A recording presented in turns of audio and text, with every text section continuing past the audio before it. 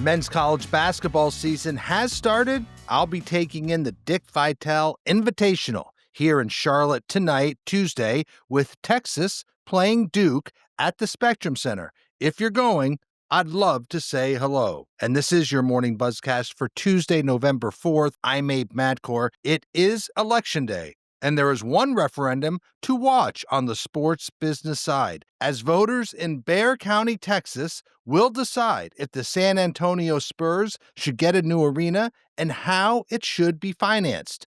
A proposition on the ballot calls for dedicating hundreds of millions of tax dollars toward a $1.3 billion arena plan for the team. It's called Proposition B, and it's about taxes. It would increase the county's hotel tax and also the short-term motor vehicle rental tax. Those funds would go to fund a new arena for the Spurs. There are other funding mechanisms. The city of San Antonio would contribute nearly $490 million to the arena. The Spurs have committed to covering $500 million of the cost for construction. I have always felt teams should avoid public referendums when they can. They are very unpredictable. Public sentiment around funding for professional sports venues has really changed dramatically in recent years, and it's never been very popular at all. Remember, we've had voters turn down high-profile ballot initiatives, the Arizona Coyotes in 2023, most recently in Kansas City, where voters voted down referendums to fund new facilities for both the Chiefs and the Royals. So the Spurs are off to a good start. They are 5-1. They are playing well. They are very, very popular in the region, but this will be a good test to that popularity. We'll have the results of this referendum later in the week. You know, on Monday night, it was interesting to see NHL Commissioner Gary Bettman with Cowboys owner Jerry Jones before Monday Night Football at AT&T Stadium. You saw the two mingling and talking with all the ESPN personalities, including Stephen A. Smith, and they later sat down with Scott Van Pelt. It was noteworthy to learn the two have had a relationship for nearly 35 years.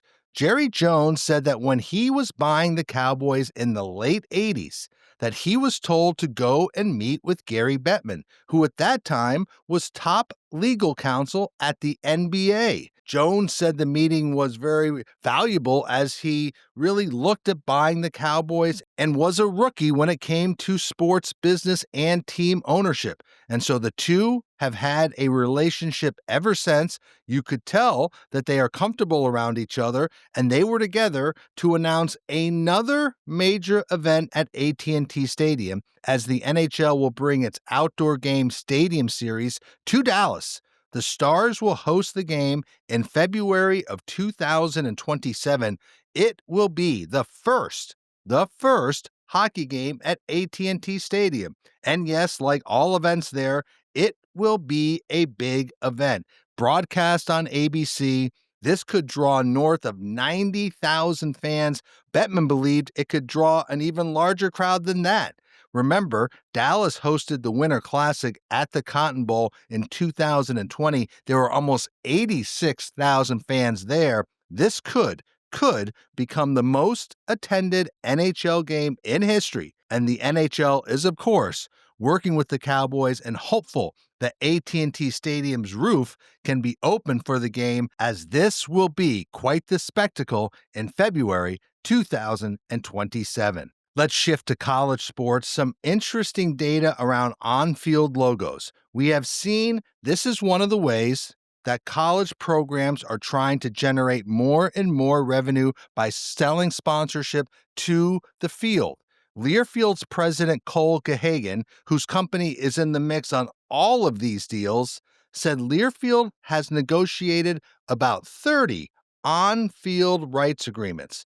Some of these include Georgia with Delta Airlines, Iowa with John Deere, Oklahoma with Riverwind Casino. So the deals vary, but the cost of getting on the field of a major college program starts at about $1 million a year. And the average annual cost of Learfield's top 5 deals is around $3.5 million. So this is a big line item for college programs. And yes, these deals have various assets, but it's the on-field placement of the logo that really drives the cost. Again, this is one step. What are we waiting for next? Yes, jersey patches, which many believe should be here by next football season. And jersey patches will be more lucrative than on-field sponsorship. Learfield has estimated that a top-tier program could get anywhere between $10 to $15 million a year as a starting point. So if that happens, and you do the math on those two pieces of inventory, that would mean roughly $17 million in new revenue coming to athletic departments, and that gets these programs much closer to the $20.5 million in revenue sharing for this year.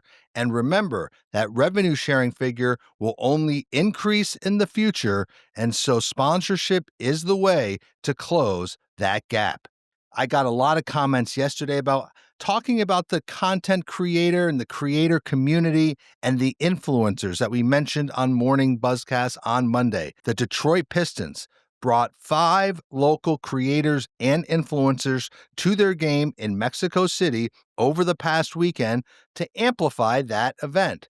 Well, now comes news that major sports investor David Blitzer's family office called Bolt Ventures has led a funding round for a company called Viewture. So why do I bring this up?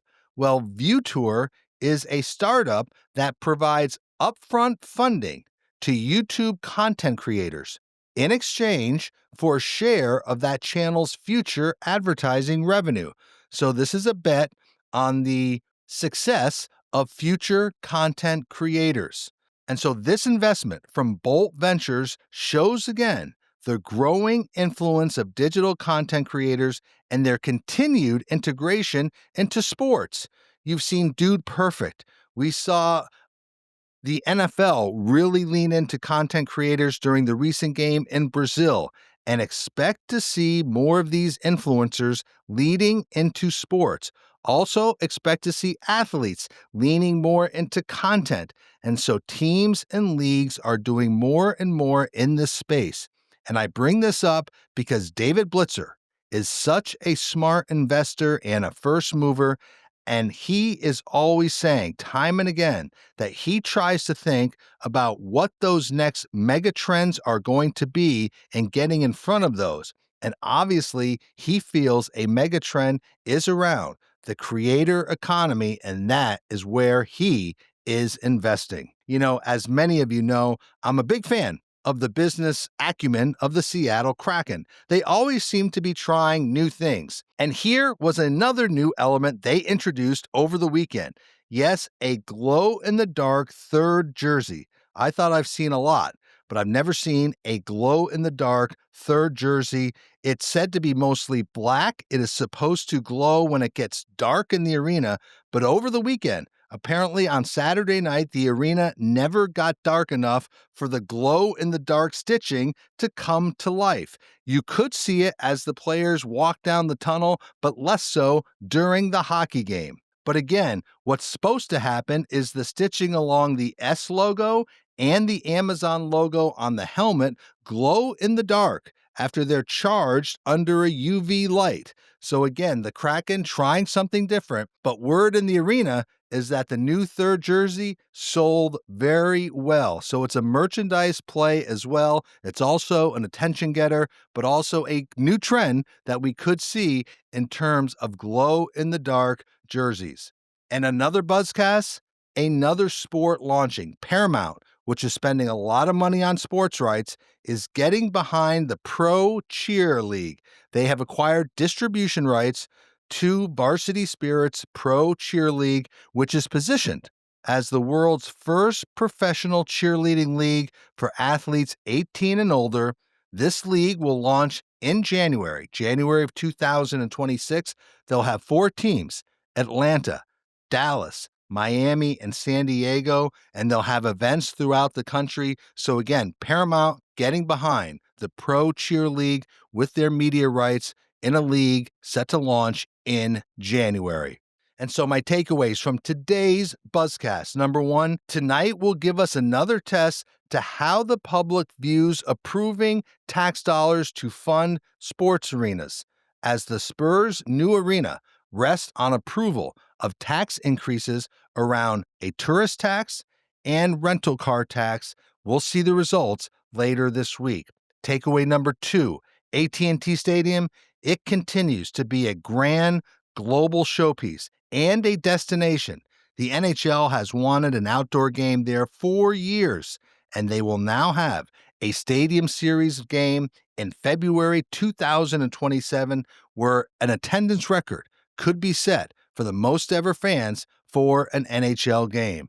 Takeaway number three, between field sponsorship and jersey patch deals, top-end college programs could bring in close to $20 million a year in new revenue, which goes a long, long way towards getting to their revenue-sharing thresholds. And the final one, simply, as the college basketball season begins, let's see if some of the same growth and interest that we see in college football translates to college basketball. And that is your morning Buzzcast for Tuesday, November 4th. I'm Abe Madkour. Thanks for listening. Stay healthy. Be good to each other. I'll speak to you tomorrow.